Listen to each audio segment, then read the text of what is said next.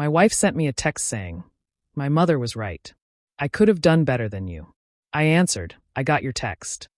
Then I packed up all her belongings and dropped them off at her mom's place. Now her mother won't stop calling me, asking me to forgive her and take her back. I'm 38 years old, and I still can't fully understand what just happened. Jessica and I have been married for 6 years and together for 8. Just yesterday, everything fell apart in the most humiliating way. Here's a bit of background. Jessica's mom, Linda, never liked me from the start. I work as a plumber, make about $80,000 each year, and I fully own my house. No loans, no debts. But Linda always hoped Jessica would end up with someone like a lawyer or a doctor. For years, she's made little rude comments about Jessica settling for a man like me. Jessica used to say she didn't care what her mother thought and always stood by our relationship. She told me she loved me as I was. I believed her. Looks like that was where I went wrong. Yesterday afternoon, I was wrapping up a job when my phone buzzed. It was a text from Jessica. "Mark, I've been thinking a lot lately. My mom was right about us. I settled for you. I deserve better than a plumber who comes home dirty every day. I want a separation." I sat in my truck staring at that message for about 10 minutes. 6 years of marriage, 8 years together, and she settled for me. Her mom was right. My reply was brief. "Got your message." Then I drove home. Jessica's car wasn't there. Good. She was probably at Linda's house celebrating her big revelation or whatever. I walked through the house, looking at all her things scattered everywhere. Clothes from her part-time boutique job mixed with expensive items Linda bought her over the years. Makeup covering the bathroom counter that I renovated myself. Her exercise equipment in the spare room. Her books. Her decorations. Her entire life mixed in with mine. But apparently, she settled for all of it. I started packing. Everything that belonged to her went into boxes and garbage bags. Clothes, shoes, jewelry, those ridiculous throw pillows she insisted we needed, the coffee maker Linda bought her for Christmas, her collection of wine glasses from various trips. All of it. It took me until about 10 p.m. to pack up 6 years of her settling for me. I loaded everything into my truck and drove straight to Linda's house. Linda answered the door in her robe, looking confused. "Mark, what are you doing here so late? Why do you have all those boxes?" I replied, "These are Jessica's things. She texted me today that she settled for me and wants a separation since she's clearly unhappy with our arrangement. I thought she'd be more comfortable back home with you." Linda's face went pale. "What? No, there must be some misunderstanding. Jessica loves you." I said, "Check your daughter's phone, Linda. The text is pretty clear. She settled for a plumber. Your advice finally got through to her." I began unloading boxes on her front porch. Linda kept protesting, but I wasn't listening. Jessica came to the door looking shocked. "Mark, what are you doing? I didn't mean for you to just throw my stuff out." I replied, "You said you settled for me. I'm just making sure you don't have to settle anymore. Your mom was right. Apparently, you deserve better than a plumber." I was upset. I didn't mean it like that. I shot back. "You meant it exactly like that. 6 years of marriage, and this is what you really think of me." Message received loud and clear. I finished unloading and drove home. It was almost midnight when I got back. The house felt different, quieter, but also cleaner somehow. Jessica started calling around 8 a.m. the next morning. I didn't answer. Then the texts began. "Mark, please. We need to talk. This is crazy. I was having a bad day. I didn't mean what I said. You can't just dump my stuff and leave me at my mom's." I didn't respond to any of them. Update 1. The last 3 days have been a masterclass in backpedaling and manipulation attempts. Jessica showed up at the house Tuesday morning. I was getting ready for work when I heard her trying her key in the lock. It still worked because I hadn't changed the locks yet. I met her at the door. "Mark, we need to talk. This is our house." I replied, "Not anymore. You made it clear. You settled for this life. I'm freeing you from that burden." I was emotional. I said things I didn't mean. "Please let me come back." I said, "Jessica, you texted me that your mother was right and you settled for me. After 6 years of marriage, that's not something you say by accident. But this is my home, too. Where am I supposed to live?" I replied, "At your mother's house where your stuff is. You get to live with someone who thinks you deserve better than a plumber." Her face started turning red. "You can't just kick me out. I have rights." I said, "Jessica, you asked for separation. You got it. Figure out your living situation with Linda." That's when she really lost it. She started crying, saying she made a mistake. She loves me. She doesn't know why she said those things. I interrupted. Jessica, you don't accidentally tell your husband he's beneath you. That comes from somewhere real. Your mom finally convinced you I'm not good enough, and you agreed. That's fine, but I'm not staying married to someone who looks down on me. I left for work. When I got home that evening, I changed all the locks. It cost me $200, but it was worth every penny. Then Linda started calling. She left 4 voicemails Tuesday night. Mark, this is Linda. Please call me back. Jessica is devastated. You're being unreasonable. She made a mistake. Everyone says things they don't mean. Mark, she loves you. Please don't throw away 6 years over one text message. We need to fix this. I deleted them all. On Wednesday, Jessica tried a different approach. She showed up at my job site. Big mistake. I was installing a new water heater for Mrs. Patterson, a customer I've worked for before. Jessica marched into this lady's basement like she owned the place. Mark, we need to talk right now. This has gone on long enough. Mrs. Patterson looked confused and uncomfortable. I was embarrassed and angry. Jessica, you need to leave. I'm working. She replied. I don't care if you're working. You're my husband, and you're acting like a child. Mrs. Patterson stepped forward, saying, Excuse me, miss, but this is my home, and Mark is here doing a job I hired him for. You need to leave. Jessica turned on her with that entitled attitude I apparently missed for 6 years. This doesn't concern you, lady. I'm talking to my husband. That did it. I stopped what I was doing and looked Jessica dead in the eye. Mrs. Patterson, I apologize for this interruption. Jessica, get out of here right now, or I'll call the police for trespassing. She said, You wouldn't dare. I pulled out my phone. Try me. Jessica finally left, but not before making a scene that probably gave Mrs. Patterson enough gossip for a month. Mrs. Patterson was actually cool about it. Trouble at home, Mark? I replied, Getting divorced, Mrs. Patterson. Sorry you had to see that. She said, Happens to the best of us, son. You seem like a good man.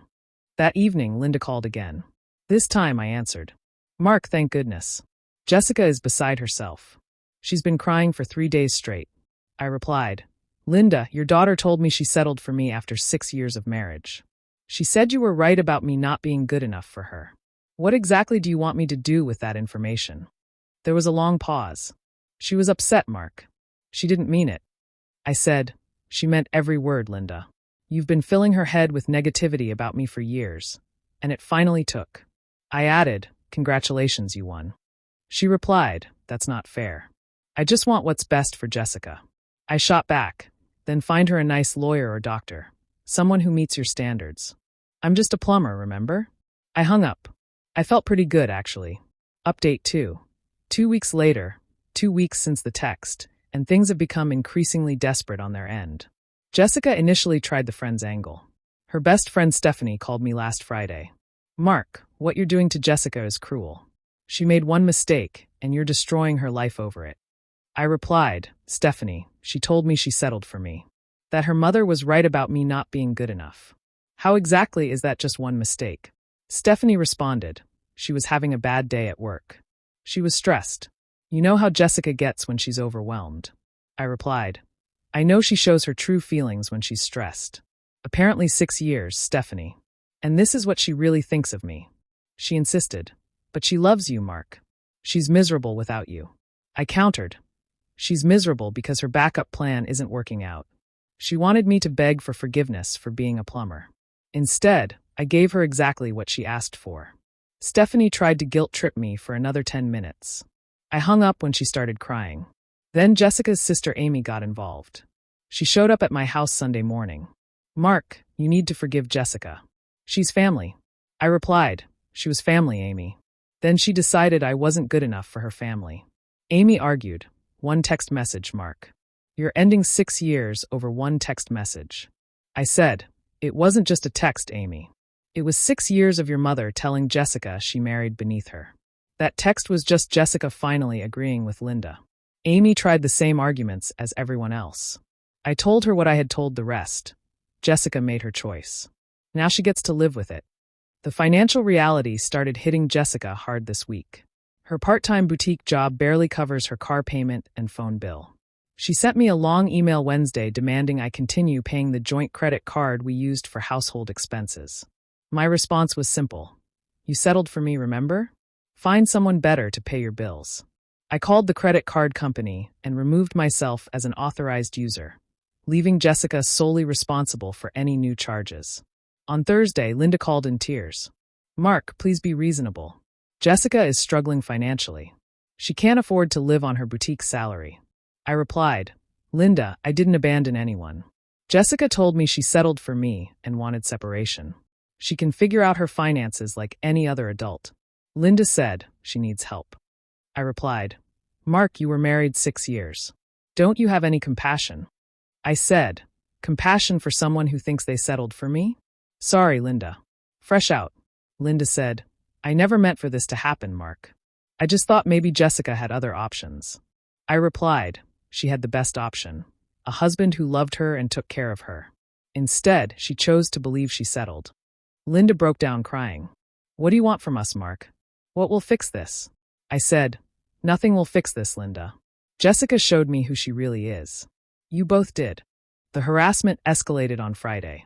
Jessica showed up at my house with a police officer. The cop looked tired, like he'd rather be anywhere else.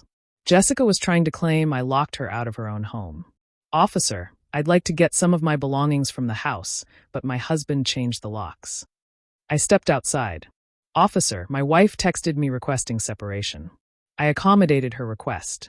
All of her belongings were delivered to her mother's house, where she's currently living. She has no belongings remaining here. The officer looked at Jessica. Ma'am, did you request separation from your husband? Jessica's face went red. Well, yes, but I didn't mean he should lock me out. The officer replied, Ma'am, if you requested separation and he provided your belongings to you safely, this is a civil matter between spouses. I can't force him to give you access to property that's in his name. Jessica tried to argue, but the cop wasn't interested. He left after suggesting we contact lawyers if we couldn't work it out. That night, I received the most revealing call yet. It was Linda again, but this time she sounded desperate. Mark, what do you want? How can we fix this? I replied, there's nothing to fix, Linda. Jessica settled for me. I'm setting her free to find someone better. Linda asked, but what if she can't find anyone better? The question hung in the air. Finally, Linda was admitting what we all knew. I replied, then she'll learn the value of what she threw away, Linda. But it'll be too late. Linda pleaded, please, Mark. I'll talk to her. I'll tell her to apologize properly. I said, Linda, it's not about apologies anymore. It's about respect. Jessica doesn't respect me. You taught her not to. That's not something you can apologize away. I hung up and unplugged the landline. My cell phone was already set to send unknown numbers straight to voicemail. Final update, 6 weeks later. It's been 6 weeks since the text that ended my marriage. Time for the final update, because this story has reached its conclusion. The harassment continued for another week after I unplugged the landline. Jessica tried different tactics. She attempted to reach me through my work by calling the company mainline. She tried getting messages to me through neighbors. She even contacted my brother, asking him to mediate. My response was consistent. She settled for me. I set her free. Conversation over. My brother actually gave me the best advice. Mark, if someone tells you they settled for you, believe them the first time. Don't give them a chance to prove it again. Smart man, my brother. The turning point came when Jessica made one last desperate move. She contacted 3 of my regular customers, claiming there was a family emergency and asking them to have me call her immediately. That crossed a line. My customers aren't her personal messaging service. I called my lawyer. It cost me $500, but he sent Jessica and Linda a letter explaining that using false emergencies to contact me through my business clients could be considered harassment. The letter was polite but firm. Any further attempts to reach me through third parties would result in me seeking a restraining order. The contact attempts stopped immediately, but the real consequences came naturally. Jessica's financial reality hit hard. Her part-time boutique job pays about $1,200 a month. After her car payment, insurance, phone, and other essentials, she had almost nothing left. Living with Linda helped with housing, but Linda's retirement income couldn't support both of them comfortably. Jessica tried finding better work, but 6 years of part-time retail doesn't impress employers. The job she could get paid the same or less than what she was already making. Linda discovered that supporting an unemployed adult daughter is expensive. All those years of telling Jessica she deserved better, she never considered the practical reality of who would pay for better. The final piece fell into place 3 weeks ago. Amy let slip during a chance encounter at the grocery store that Jessica had been talking to her ex-boyfriend Derek from college. Apparently, Derek is some kind of financial advisor now. He makes good money and drives a nice car. She's been texting with him, Amy said. I think she's hoping maybe they could reconnect. I almost laughed. Good for her, Amy. Hope it works out. Amy looked surprised. You don't care? I replied. Amy, your sister told me she settled for me. If Derek can give her the life she thinks she deserves, more power to both of them. But what if it doesn't work out? I said. Then she'll learn that the grass isn't always greener, Amy. But that's not my problem anymore. Last week, Linda called from a number I hadn't blocked. She sounded exhausted. Mark, I need to tell you something. Jessica's been talking to Derek again. I replied, good for her, Linda. You always said she could do better. But Mark, Derek isn't the same person he was in college. He's had 2 divorces. He's got financial problems and child support payments. Jessica doesn't know any of this. I replied, then maybe you should tell her, Linda. Or maybe let her figure it out herself. She said, she's making another mistake, Mark. Derek isn't half the man you are. The irony was thick. I said, Linda, 6 weeks ago, you thought Jessica settled for me. Now, suddenly, I'm better than her other options. Which is it? There was a long silence. I was wrong, Mark. I was so wrong about everything. I replied, yes, you were, Linda, but being wrong doesn't undo the damage. Jessica believed you. That text proved it. She said, she knows she made a mistake now, Mark. She sees what her life is like without you. I countered. She sees what her bank account is like without me, Linda. That's different than understanding she was wrong. What would it take, Mark? What would it take for you to forgive her? I said, nothing, Linda. There's nothing she could do. When someone shows you who they really are, believe them. Jessica showed me she thinks she settled for me. I believe her. Linda was crying now. She loves you, Mark. I replied, she loves my paycheck, Linda. She loves the stability I provided. She loves the lifestyle I made possible. But if she loved me, she never would have sent that text. I hung up and blocked that number too. The divorce papers were filed yesterday. Jessica will get whatever the law requires for spousal support. Probably temporary since we were only married 6 years and she's capable of working. The house stays mine since it was premarital property with no improvements made with marital funds. Derek can deal with her financial expectations now. I ran into Mrs. Patterson at the hardware store yesterday. She asked how things were going. Much better, Mrs. Patterson. Divorce is almost final. She replied, good for you, Mark. That woman had no appreciation for what she had. I said, she's right. Jessica wanted someone better than a plumber. Linda wanted a son-in-law with a degree and a suit. They're both free to chase those dreams now. As for me, I'm sleeping better than I have in years. My house is peaceful. My bank account is growing faster without someone else's expenses. I've been hitting the gym, hanging out with friends more, and thinking about taking that fishing trip to Alaska I always wanted to do. I'm not angry anymore. I'm grateful. Jessica's text was the most honest communication we'd had in years. She did settle for me, and I was settling for someone who thought they were better than me. Neither of us has to settle anymore. Jessica texted me one last time yesterday from a new number. I just saw it this morning. Mark, I made the biggest mistake of my life. Derek isn't who I thought he was. I lost the best thing I ever had. Please give me one more chance. My response was simple. You were right the first time. You did settle for me. Don't do it again. Then I blocked the number. The best revenge isn't elaborate schemes. It's refusing to accept disrespect and letting people face the natural consequences of their choices. Jessica chose to believe she settled for me. Now she gets to live with that choice. And I get to live without someone who thinks plumbers aren't good enough. Both of us got exactly what we deserved.